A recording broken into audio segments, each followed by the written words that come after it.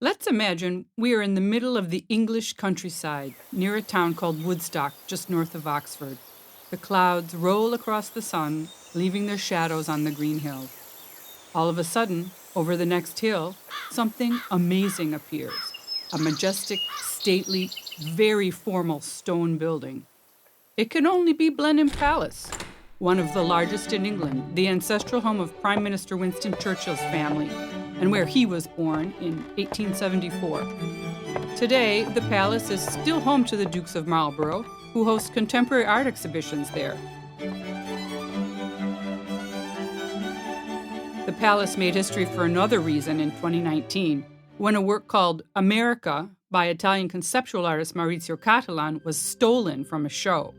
The provocative work had attracted attention because it was an 18-karat gold, fully functioning toilet. Several people have been arrested and released, but we may never know what became of Cattelan's missing work. Fortunately, however, not all stolen works of art remain missing forever.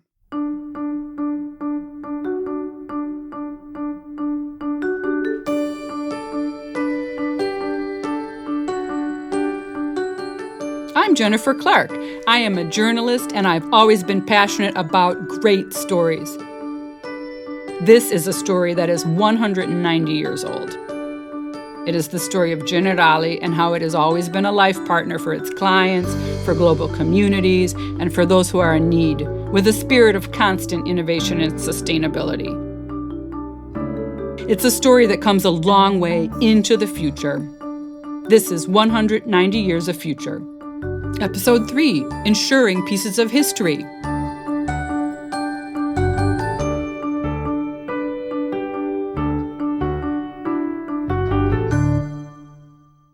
Today's art world is increasingly digital and tokenized. Therefore, the works are difficult to steal. Digital artist Mike Winkelmann, who goes by the name of Beeple, recently auctioned a work at Christie's for $69 million. But this is an exception. In most cases, as the episode of Maurizio Cattelan's Golden Toilet shows, artworks need to be protected. We're speaking with Christopher Marinello, a lawyer who founded Art Recovery International. Christopher is one of the world's foremost experts in recovering stolen, looted, and missing works of art. Tracking down missing artworks is a very unusual line of work. How did you get started? Well, over 35 years ago, I wanted to be an artist, and I went to art school, and I was not particularly the best student. And I would say I was encouraged by my family and my art teacher to try something different. And my father said that if you become a lawyer, you could always go back to art when you retire. Chris didn't have to wait that long. His journey back to art was quicker than expected. After law school, he became a litigator and worked in New York City for many years. Here, he specialized in negotiating complex title disputes between collectors, dealers, museums, and insurance companies. In 2013, he founded Art Recovery International, where he specializes in recovering stolen artwork and resolving complex title disputes over fine art, with offices in Italy, in London, and a corporate office in the U.S. During his work, Chris has helped set up the Archive database, a free, open-access central database for recording stolen, looted, and missing works of art, as well as any kind of title dispute over fine art. I asked him to tell me what happens exactly when an artwork is stolen and what he does to get it back. I use my legal skills to evaluate the legal position of the theft victim and their standing to be able to get their artwork back. It's very complex. If artwork is stolen in one jurisdiction and found in another, there are legal issues. So as an attorney, I need to evaluate where the artwork was stolen from, where it was located, what the rights are of the victim, what the rights are of the possessor, and try to fashion some kind of a negotiated settlement, because nobody wants to litigate these cases in court. It can be very convoluted, but that's where we come in. And if ever there's a point where I think that the investigation work might be a little bit too dangerous for a lawyer who wears glasses, I will hire a specialist private investigator, usually former law enforcement, to do some of the dirty work. Christopher, do you have any advice for people who own precious artworks or objects about how to protect them from being stolen in the first place? Burglar alarms are always highly recommended, but rather than advising people on how to stop thefts from taking place, I advise clients on how to protect themselves after their artwork is stolen. And that is having the artwork properly insured, properly documented, and having their insurance schedules updated annually. Artwork increases in value almost every year, especially if it's an important piece. And people don't realize that they have to update their insurance schedules. And I see this, I'm on the front lines of this. When artwork is stolen and it's recovered 5 or 10 years later, the artwork has increased in value dramatically. But the insurance may only cover a portion of the value unless the collector has updated their schedule. So it is absolutely critical. When artwork is stolen, the first thing I recommend to people is to call the police and make a record. Even if they're not sure of all the details yet, it is very important to have that law enforcement involvement. And the reason I say this is because, artwork is found in the marketplace either right away after the theft or many years later. So I need that police report because the first thing that people say to me when I confront them with a stolen work of art, they say, well, how do we know this was stolen? Well, then I can pull out that police report and show that this really was a theft. While Christopher is talking to me about stolen paintings, thieves, private investigators, and international legal disputes, I can't help thinking about films like The Pink Panther or Ocean's 8, The Thomas Crown Affair, or even The Monuments Men, and about how exciting and glamorous they make the world of art and jewelry theft seem. Is it really like that? I mean, the idea that there's some mystery person out there collecting stolen art and hiding it in some underground lair is just fantasy. It's something Hollywood has created. Thieves are just common criminals. They couldn't care less if it's a Picasso or a beautiful sculpture or it has some sentimental value. It just means money to them. They want to get rid of it as quickly as possible and monetize it. And if they cannot find a buyer, that's when the artwork goes underground and gets passed around amongst criminals or traded for guns and drugs or used as sort of a get out of jail free card. If they're ever confronted with criminal activity, they could say, well, I know where this well-known stolen painting is if you bargain with the prosecution for a lighter sentence. It's very hard for me to imagine how a piece of human history could be perceived by someone as just money. But this is one of the reasons why art needs to be insured. And this, of course, is where Generali comes into play with Arte Generali, a unit launched in 2019 that offers specialized insurance and services for art collections and other valuable objects. Arte Generali asked two leading artistic talents to act as brand ambassadors for a unique ad campaign to celebrate its launch: photographer Oliviero Toscani and contemporary artist Maurizio Catalan. In fact, in one of Toscani's photos for the ad campaign, Catalan is wearing nothing more than the artwork America, which is the golden toilet we talked about at the start of this podcast that was stolen from Blenheim Palace. I asked Ezio Fantuzzi, head of communications for Arte Generali, to tell us more about the historic link between Generali and the art world. Generali was founded in 1831. It's an Italian company that has basically accompanied all the major phases of the most recent history of Italy. Italy is, of course, the cradle of arts and culture, so Generali has always been very close to the Italian arts and culture, and it has become part of the company's DNA. We are very proud, let's say, of our technical leadership in terms of insurance. As a matter of fact, Generali in Europe is, the best insurer when it comes to, for instance, combined ratio or life margin, which are technical indicators of efficiency and profitability. but let's say there was something missing, and because we were not able to serve art lovers and art collectors with a convincing, modern, innovative offering. And so that's when the management board and when the CEO of the company decided to start working on a new strategic plan in 2017, 2018. They thought of, let's say, a new business unit dedicated to art. And that's how Arte Generali was born as something new for the group, but also something that is very, very much linked and connected with the DNA of the company. This makes sense. As a company that was born in Trieste and has a close, intimate link to Venice, city of artists and merchants, it would have been strange not to be involved in the art sector. Generali has acted as the insurer of Venice's historic La Fenice Theater since the company was founded. But what does it mean exactly to insure a work of art?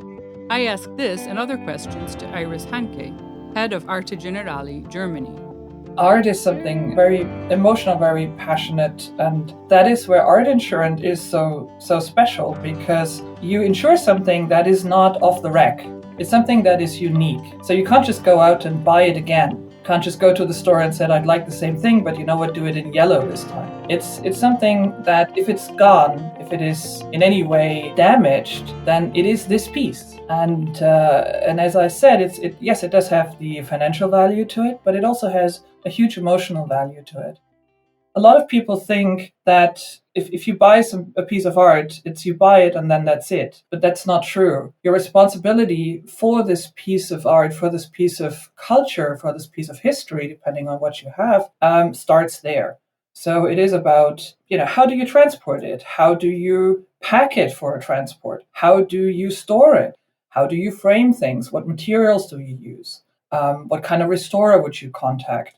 And this is where our experience comes in, where our expertise comes in, and obviously also our network. And that is something where we, for example, with Arte Generali, we kind of institutionalized that, if you want, and set up a service where people can call if they have a question, even on the weekend, and they get help, and they get the advice or the network and the experts that they can then talk to. Because I think the point is that a lot of damage can be prevented if you had only known, right? We combine expertise, personal touch, like an old-fashioned, if you want, art insurer, with the 21st century technology. Every time I visit a museum in any city or one of Italy's churches or monuments, I am always amazed at how fragile these objects and works are, or these buildings are, and just how much we take for granted that we will always be able to see them. Their vulnerability to theft and damage is an ever-present danger.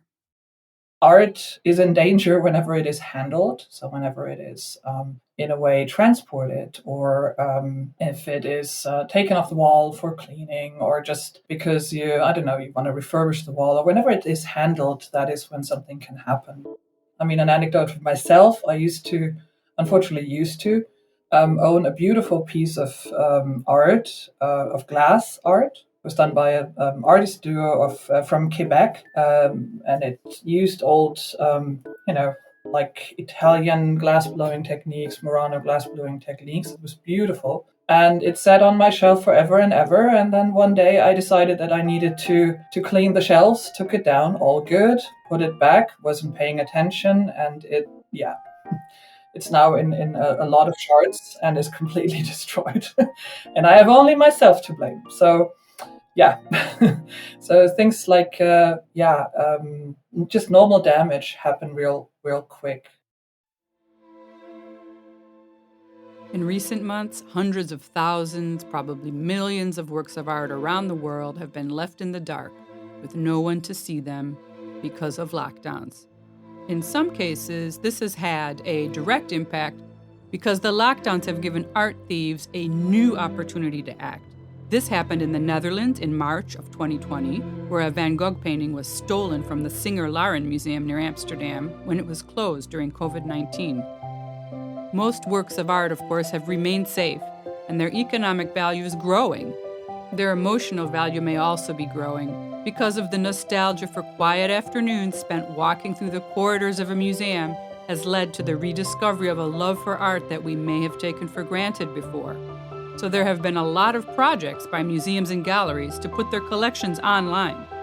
Arte Generali has been involved in this through its project with small galleries.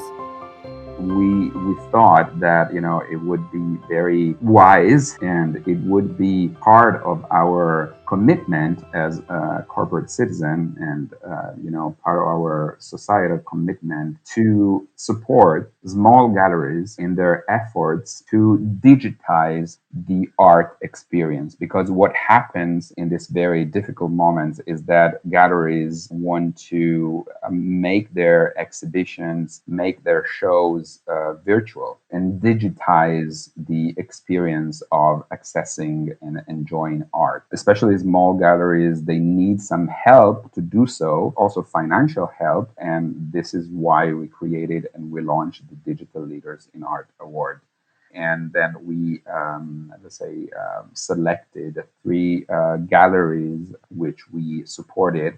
And these galleries are now implementing their digitization projects. So one gallery is called Max Gülitz. They are based in Munich. And what they are doing is something really, really interesting, so that with the help of virtual reality and augmented reality, they let potential clients see how an artwork fits the actual place in which these clients live and in which the clients want to install the artwork after purchasing it.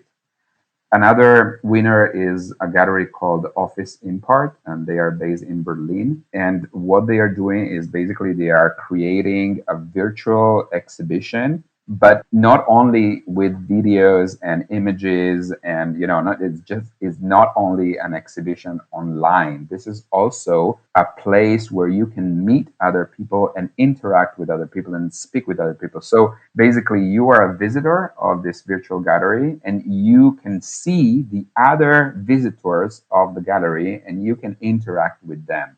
So this is, I think, very interesting because, many times it happens that digitization is also a bit impersonal. And this way, Office Impart, they manage to also recreate this dimension of human interaction and human touch, even if it's virtual. And then the third and last winner is an artist. His name is Christoph Schläger, and is not only an artist, but is also a gallerist because his home is actually his own gallery. It's a huge place. He showcases his artworks, which are focused on sounds. So he's a sound artist and is digitizing his gallery and his exhibition, and is basically transferring it online. So 3 very interesting projects, 3 very, I think, deserving winners. And we are very proud of this initiative, and we really hope that we can replicate it this year and possibly also the next year. These sort of projects are important because they help us continue to connect with artworks right now when we can't go to museums or galleries. And art is important because it is a way for us to enjoy life, to enjoy something precious, a precious feeling, creating a memory of a person or a moment from long ago that would normally be lost forever. There is something Iris said about her work with art lovers that has stayed with me. There is no right or wrong when it comes to art. But what is super important is that it's always connected with a lot of passion. It's connected with emotion. And that is why I'm very happy that I'm with Arte Generali, because we have this approach that we all think that passion, and that the passion of our clients, of the collectors, of the museums, that we ensure is the key, is what it is about. Yes, it's about paying claims. Yes, it's about insuring art, and we're an insurance company, so that's kind of the point at Generali. But it's really connecting with someone on a level that is very personal and very important to them. When the Notre Dame Cathedral in Paris caught fire in April of 2019, the outpouring of emotion from around the world demonstrated in a very tangible way the intimate connection that people feel to works of art. These works have a tangible value, of course, but their emotional value is incalculable. They are repositories of our shared history, and I shudder to think how vulnerable these objects are. So I'm glad we got a chance today to meet some people who have dedicated their working lives to protecting fine art and precious objects for future generations to enjoy.